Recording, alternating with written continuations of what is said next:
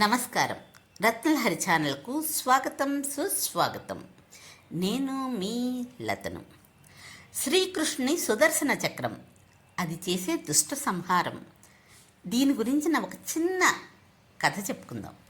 ఒకప్పుడు రాజ్యాలు లోకాలు అశాంతితో నిండిపోయిన కాలం. అహంకారం అధర్మం పెరిగి రాజులు కూడా ధర్మాన్ని మరిచిపోయారు. ఆ సమయంలో ఒక రాజు శిశుపాలుడు. అతను మహాబలవంతుడు, కానీ దానికంటే ఎక్కువ అతనిలో అహంకారం ఉండేది. అతను దేవతలను, ఋషులను మరియు ముఖ్యంగా కృష్ణుడిని అవమానించేవాడు. అయినా కృష్ణుడు సహనం వదలలేదు. ఎందుకంటే కృష్ణుడు శిశుపాలుడి తల్లికి ఒక మాట ఇచ్చాడు.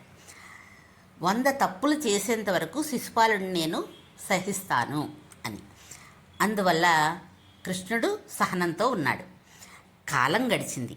ఒకరోజు ధర్మరాజు రాజసూయ యాగం చేశాడు.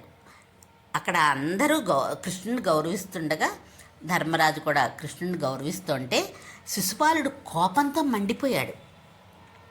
అతను మళ్ళీ కృష్ణుడిని అవమానించడం మొదలుపెట్టాడు. 1, 2, 10, 50 అతని తప్పులు పెరుగుతూనే ఉన్నాయి. అందరూ నిశ్శబ్దంగా చూస్తున్నారు. కృష్ణుడు మాత్రం ప్రశాంతంగా లెక్క పెడుతున్నాడు.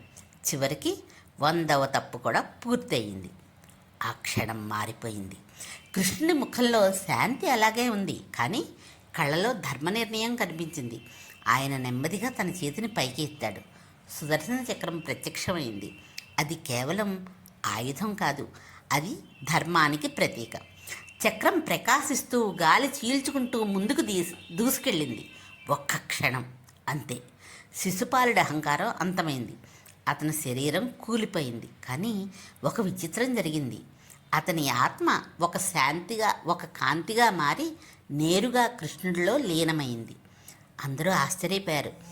అప్పుడు కృష్ణుడు మెల్లగా అన్నాడు, అతను నాకు ద్వేషంతో అయినా సరే ఎప్పుడూ నా గురించే ఆలోచించాడు. అందుకే చివరికి నాలో లీనమయ్యాడు అని.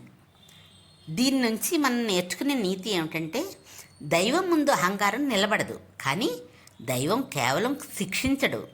అది దైవత్వం క్షమిస్తుంది కూడా మనని, మరియు చివరికి ఒక మంచి మార్గాన్ని కూడా చూపిస్తుంది. రచన తేరాల రాజేంద్ర ప్రసాద్ గుప్తా.